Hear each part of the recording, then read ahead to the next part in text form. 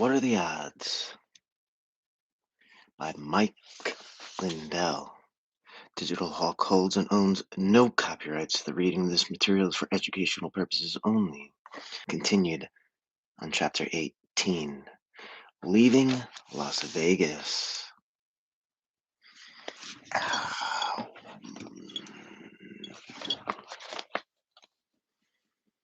As I flew in over the mountains east of Vegas, the city glittered below, reminding me of an open treasure chest, just the way it had when my friend Rick and I arrived when I was just 18. I'd had a love hate relationship with this city since. After hitting it big with Rick's $5 silver,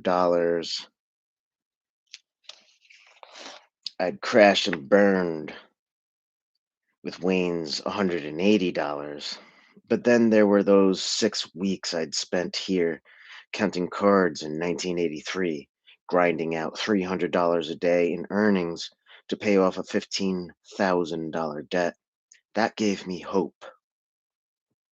In fact, I was buzzing with optimism. This was a new era in my life, a new career doing something I was good at, playing cards. I knew that if I put in 10 hours a day under good conditions, and if the pit bosses let me play, I was going to win. It was simple math. I was determined to be very careful with my cash. When I arrived on the strip, I decided to visit multiple casinos, stopping only when I found tables where I could go head to head with a dealer. It felt good to take my seat at hot tables at the MGM Grand, New York, New York, and the Mirage, and throw down a few $1,000s to buy in. With piles of chips stacked in front of me and $40,000 more in my pocket, I felt very confident. Of course, that also drew the attention of the bubble people and the pit boss. A lone gambler betting $100 chips had to be carefully watched. The pit boss would make sure a gambler didn't get up too high before approaching him with some tempting comp offer that would both break his rhythm and keep him in the casino long enough to lose it all back.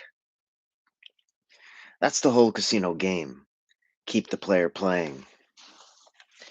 In blackjack, the odds favor the house by approximately 0.05 to 2%. That means that for every $100 you bet, you're going to lose between 50 cents and $2. That doesn't sound like a lot, and it isn't if you play only a couple of hands. But almost no one plays a single hand of blackjack. Instead, they play more like 60 or 100 hands. That's when they have you. The certainty of the casino winning over time is so solid that there are actually formulas that predict a gambler's hourly loss rate. Let's say you're betting $100 at a hand, $100 a hand at a table where the dealer is pumping out 60 hands per hour.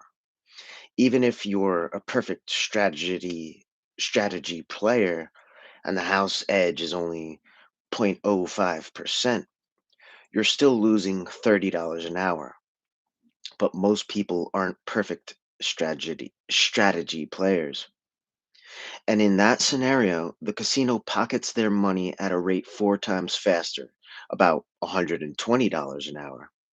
And the longer you play, the more certain those odds become.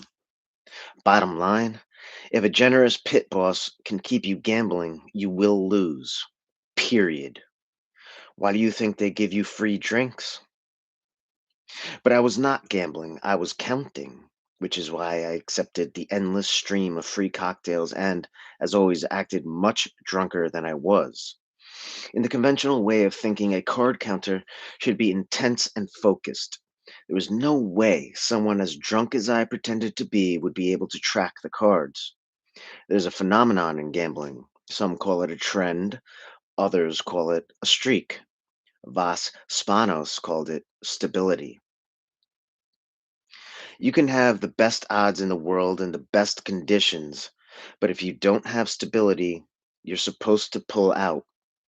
Card counters are technicians, cold eyed mathematicians who don't get caught up in either the dopamine rush of winning or the adrenaline response of losing. In periods of stability, a streak where you're winning when you should be losing, good counters will press their bets. When they're losing, they'll back off or simply walk away. Voss taught me this. It's the exact opposite of typical gambling instincts. Gamblers, especially amateurs, will bet less when they're winning. You'll see them tidying their chips like a kid gloating over a stack of his favorite cookies. But when they're losing, they panic and bet more to try to win back what they've lost. Voss also taught me never to play with worried money. In other words, never play with money I couldn't afford to lose. That, of course, was my first mistake. That $50,000 was all the cash Karen and I had left in the world. Instead of walking away from tables where I was losing, I stayed put, gritting my teeth and willing the cards to fall in my favor. Because I was playing black chips, the money drained away into huge $5,000 and $10,000 chunks. Fairly quickly, I panicked. I transformed from card counter to gambler and began to bet more when I was losing and less when I was winning. It was as though everything I'd ever learned disappeared from my brain. I felt detached, almost like I was watching someone else play. It was surreal, as if that $50,000 were slipping through another guy's fingers.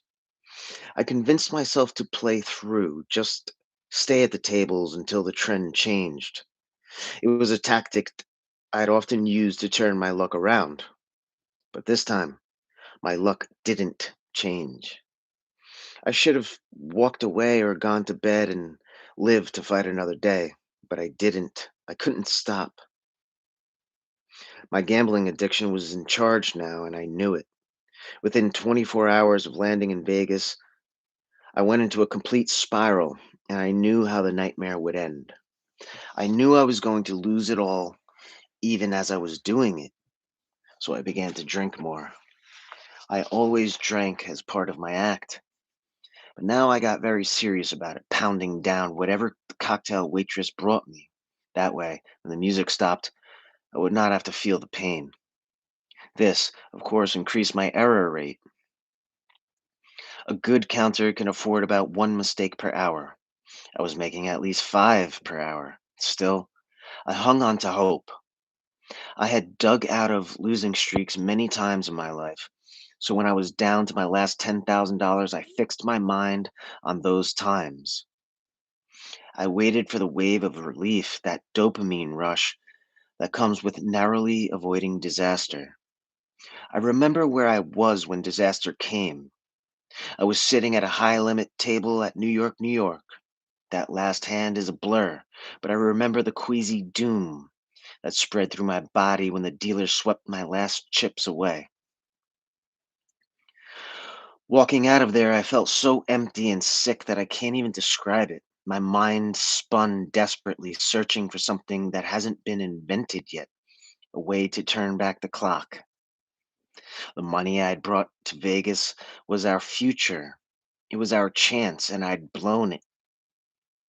I'd taken us down before, and he'd always come back, but there was no coming back from this.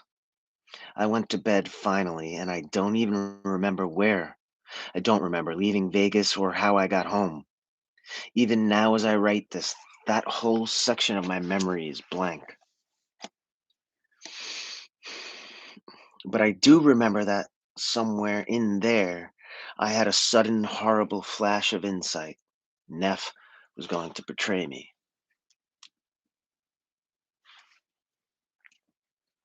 When I told Karen I'd lost the money, she didn't flip out. Her attitude was, "We'll get through it. We always do." It was true. We'd never suffer. We raised our kids, we took our trips. We didn't have fancy clothes or cars, but we bought what we wanted, like a satellite dish the size of a car before satellite dishes were popular. Looking back, I know my catastrophic loss must have scared her. She was able to remain calm about it mainly because I had not told her how bad things really were. After I got back to Minnesota, I showed up unannounced at a cafe to see Neff. I planned to ask him to borrow money against what he would be paying me when I bought back the contract for deed. Neff insisted on talking in his car. Then he did something that put me on high alert. He patted me down to make sure I wasn't wearing a wire. Satisfied that I wasn't, Neff got in the driver's seat and then pointed his car toward the Twin Cities. For the next hour and a half, he became the man my bookie's stepson had warned me about. Mike, he said, I'm not going I'm not giving you any more money right now, and legally, I don't have to sell you back the contract. My worst fears were coming true. My apprehension when making the deal. The premonition I'd had in Vegas. Was it really a premonition, though? All the signs had already been there. I looked at Neff driving down the freeway as he calmly told me how he had total control over me now. His Coke bottle glasses reflected light. I couldn't see his eyes. It was as if he didn't have any. It felt like I made a deal with the devil. You're an addict, Neff said, spitting out the last word like something rotten. You'd lose it all anyway, just like you lost the $50,000. Despair filled my heart as I saw everything I had worked for vanishing before my eyes. Then anger washed over me. This man was stealing from my family. I started to speak, but he cut me off. What are you going to do about it? He snapped. If you try to tell the cops, you're going to have to tell them you declared bankruptcy when you weren't really bankrupt, and that's a crime. You'll go to jail. My mind went into overdrive. For the thousandth time in my life, I thought, how can I salvage this situation?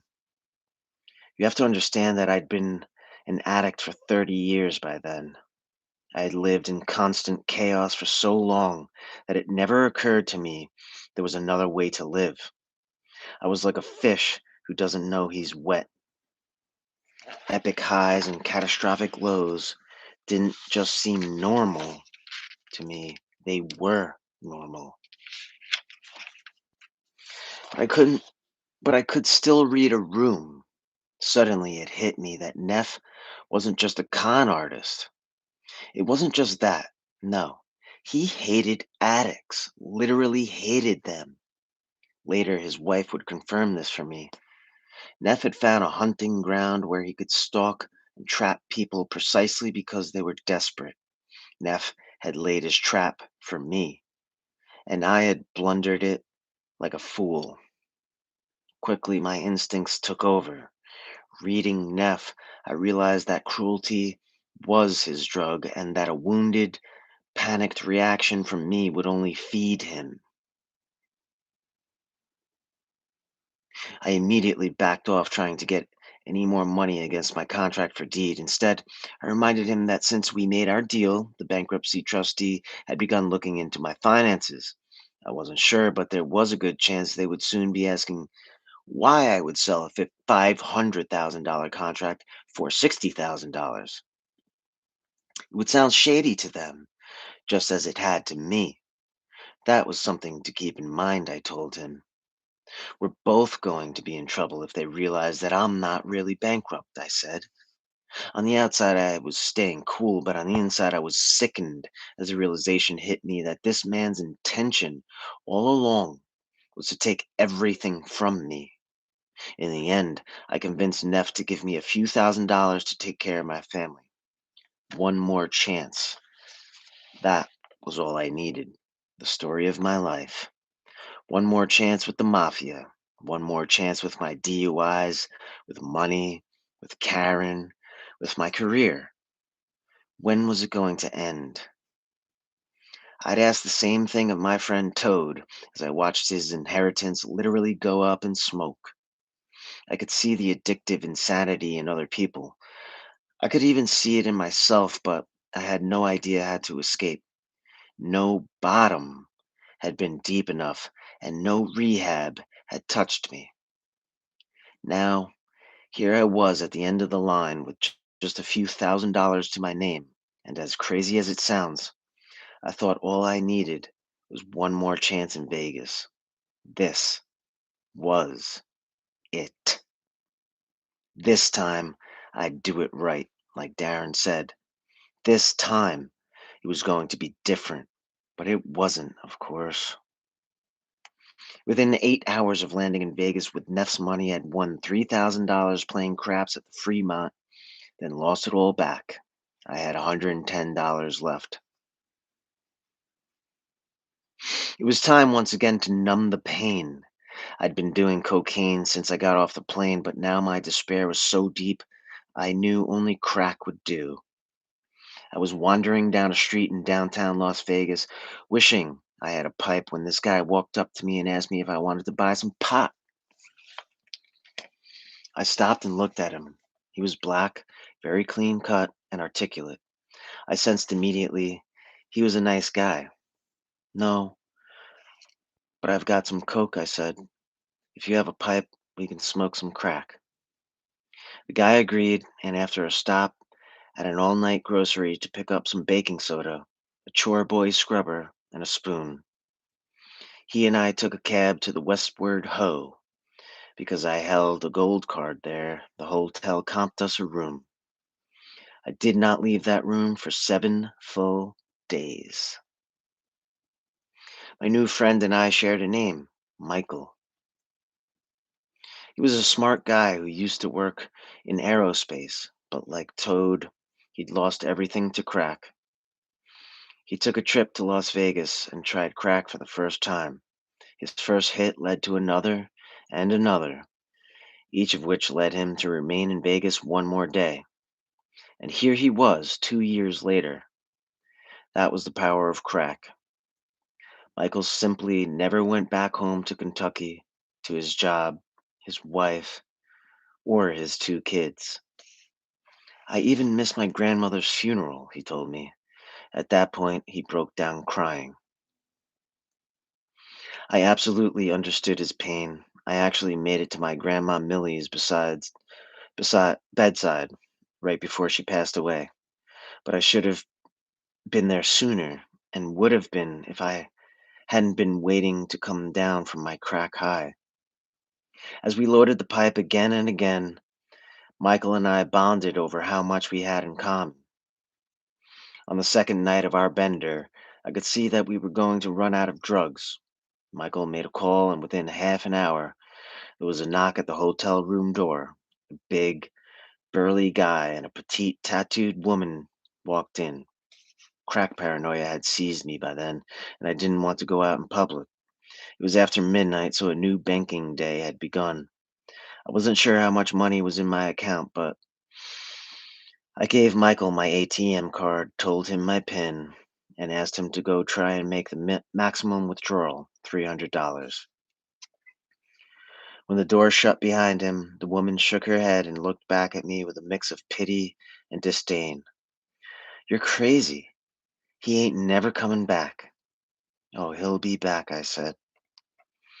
A very long time passed. Every now and then, the woman looked at me and shook her head. Meanwhile, her big friend was getting very impatient with me. He kept looking at the door, and it hit me that he probably didn't know Michael very well. Every once in a while, he would mumble something like, "He better come back." Finally, there was a knock on the door, and when I opened it, Michael walked in with my ATM card and money. The woman's skeptical expression was replaced with complete shock. The burly guy, still annoyed, made a swift transaction and left. "What took so long?" I asked. Michael confessed that he had accessed my bank account and was at least a quarter mile away before something came over him and made him turn around. He just couldn't steal my money, he said. For the next few days, Michael and I smoked crack and commiserated.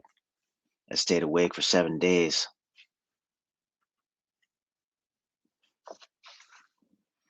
and the room at the Westward Ho became a treatment center, therapy group, and church all in one. By the seventh day, I was broke again, and also just a couple of hours from running out of crack. Coming off my high and returning to reality was going to be one of the worst experiences of my life, and I knew it. I'd misplaced the $110 from the Fremont, and now I rifled desperately through my suitcase until I finally found it. Then suddenly I stopped. Maybe buying more drugs wasn't the best use of this money. During my week plus without sleep, I hadn't come up with any insights about how to improve things in my own life. But after hearing Michael talk about his regrets over his life decisions, I thought maybe at least I could do something for him. You know what? It would mean a lot to me if you went back to your family, I told Michael, emotions rising in my throat as I said the words, "Go home. Save yourself. I'd rather buy you a train ticket with this money than buy any more crack." He teared up. We called to get the price of a train ticket to Kentucky. It was $104, and the departure was that afternoon. Around noon, Michael came out of the bathroom, cleaned up and ready to go to the station. At that moment, the reality of my situation hit me, and I started to cry. "Come over here," Michael said to me. He put his arm around me and surprised me when he began to say the Lord's Prayer. "Our Father, who art in heaven, hallowed be thy name." I hadn't heard that prayer in a very long time, and it brought me peace. At the train station, after Michael picked up his ticket, he turned to me and said, "Can I get some money from you for food on the train?" This request stopped me short for a second. After I'd given him money for a ticket, he wanted my last $6. On the other hand, what good was $6 going to do me? And it was a long way to Kentucky.